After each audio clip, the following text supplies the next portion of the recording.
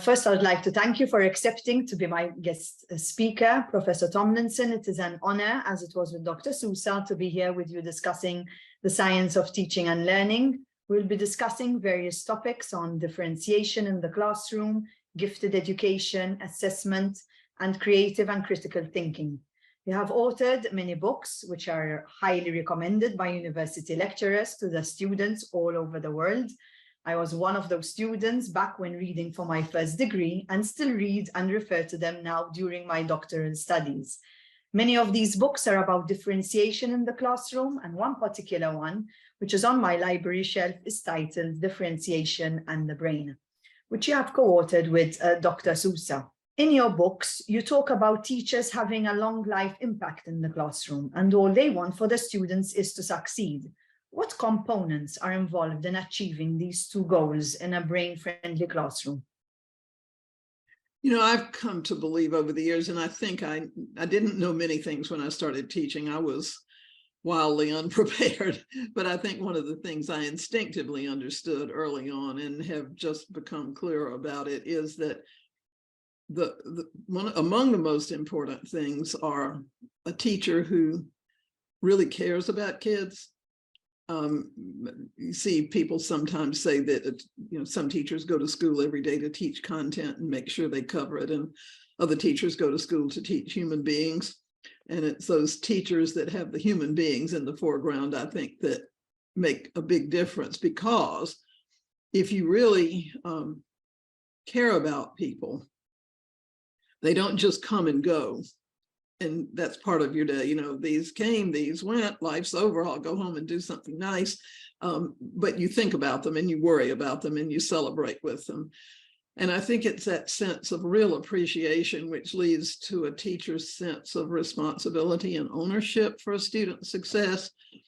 And then I think that does what parenting for good parents do. I have to figure out how to do this better. I see less spark in this student. I see something today that's wonderful here that I haven't been seeing. Why did that happen? And I think that sense of ownership also drives your learning as a teacher. Not the sense of I have to go back to renew my credential or I am required to take this course, but how else can I learn? Can I learn through colleagues? Are there books I should be reading? If I take some time to think, will that help? And I really believe that's the key to the whole thing. I think John Hattie is correct when he says what he calls an invitational learning environment is paramount in a student's success. Along with that, I think a teacher has to feel a real sense of energy in the content that he or she teaches. Not this is mechanical stuff I have to cover and the kids have to be able to reproduce it. But this is a way for kids to understand better what the world means and what life is about and what their role in life is. And this is amazing stuff. And I'm not going to cover facts and information. I'm going to help it come to life. I think those two things maybe are most important to me. What are some teaching strategies for effectively managing a brain-friendly classroom? That strategies for managing is a big term. So I'm gonna give you an answer that may not be going down the road that you thought, and if not, just redirect me and we'll go down another road too.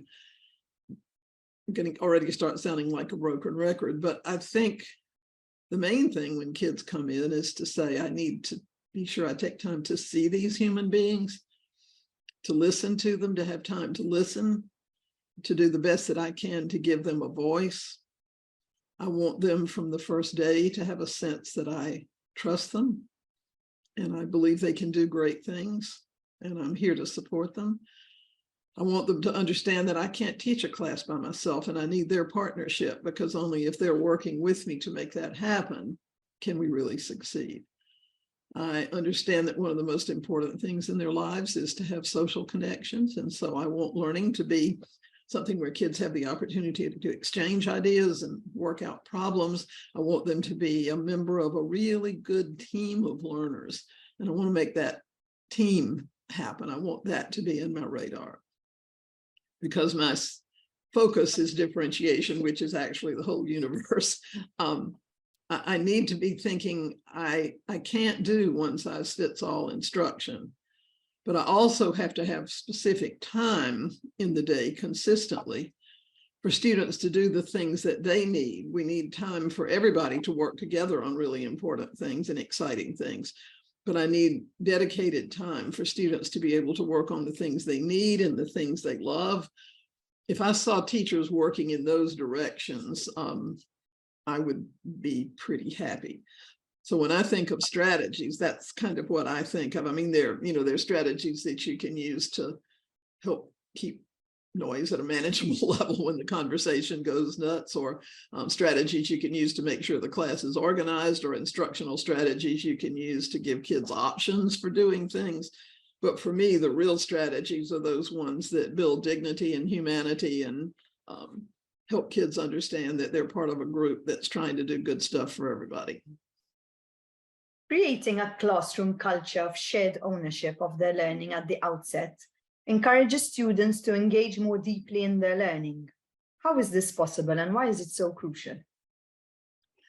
It's possible because when we stand at this classroom door on the first day of school in every single year, and most days after that, those little beings that come at us are young, and the world is big and scary, and they're just figuring out who they are and which way to go.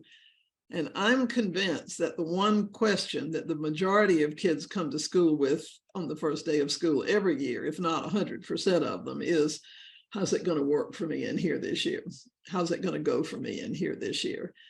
And they need a teacher who looks like she really cares to have them there, is excited that they're not there, not in a birthday party kind of way, but this is something special for me that's getting ready to happen.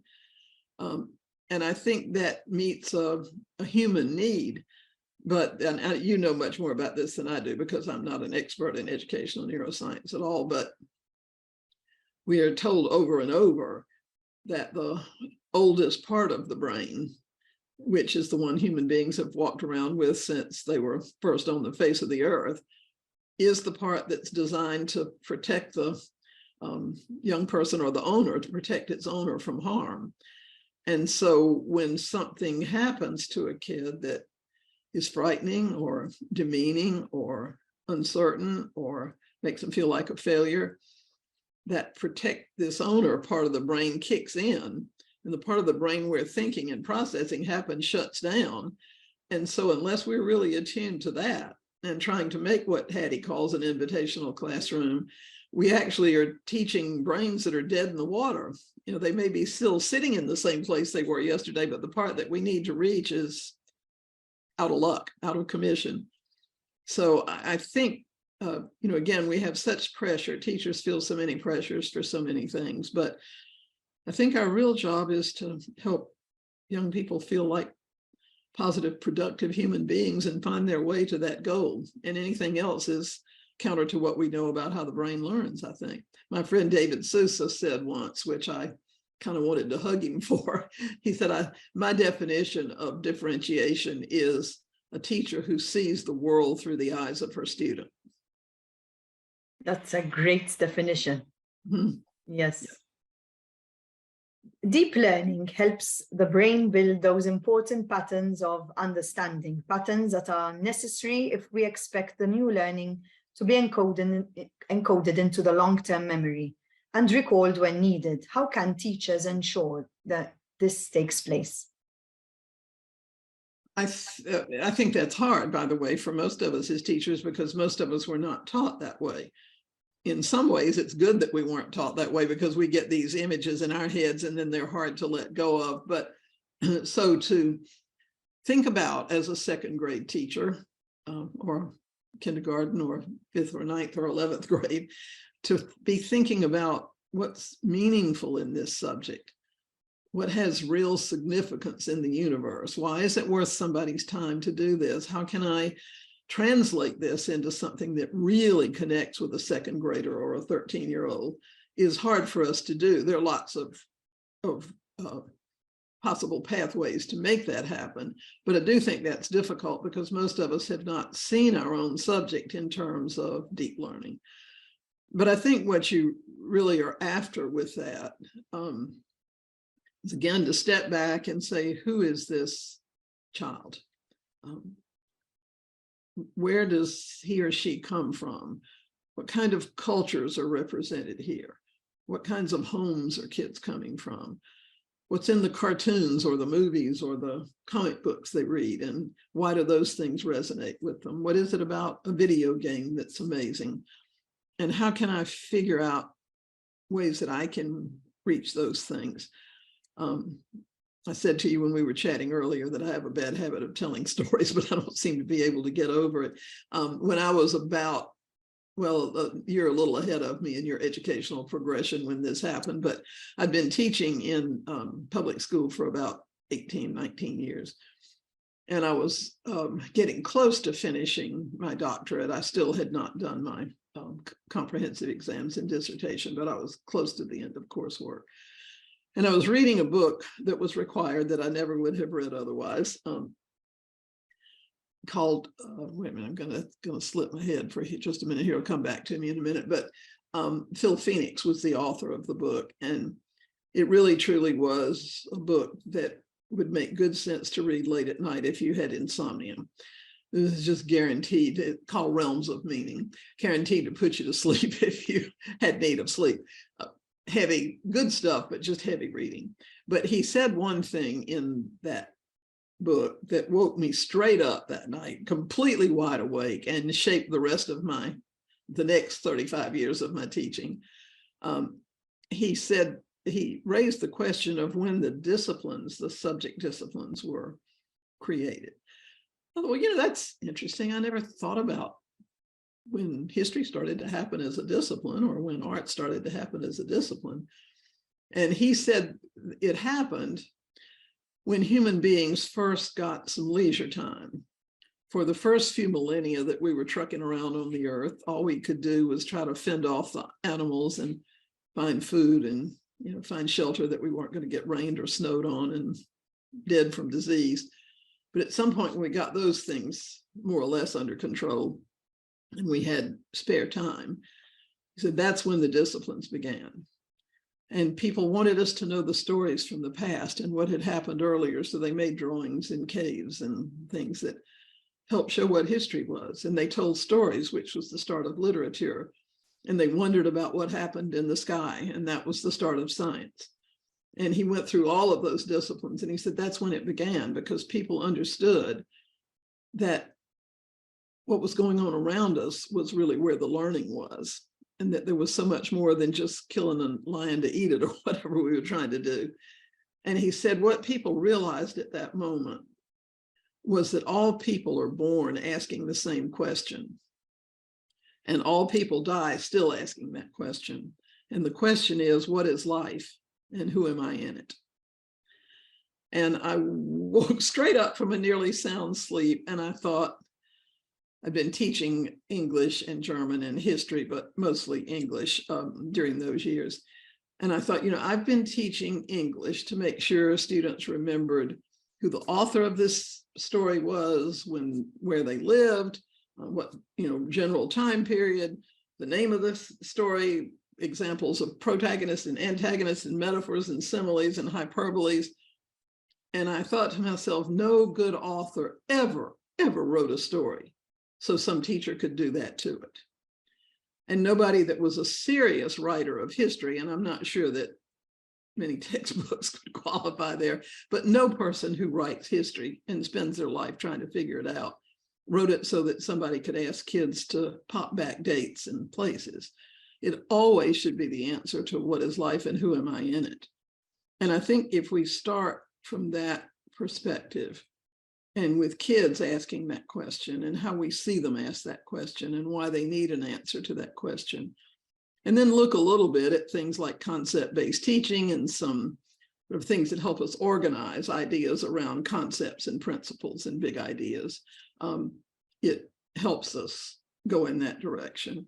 It's understanding the content, understanding the humans we teach, and trying to find a thing like concept-based teaching, which is very brain friendly because, as you know, again, better than I, ironically, the brain is not a very good memorizer. It's hugely inefficient at that.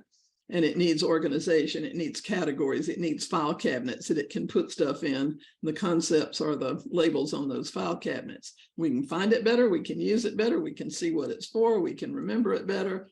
And so I think just understanding a few basic things there gets us started down the right path. Like everything else, the goal is not suddenly on Friday to have an epiphany and go do it Monday, but to start in that direction one step at a time.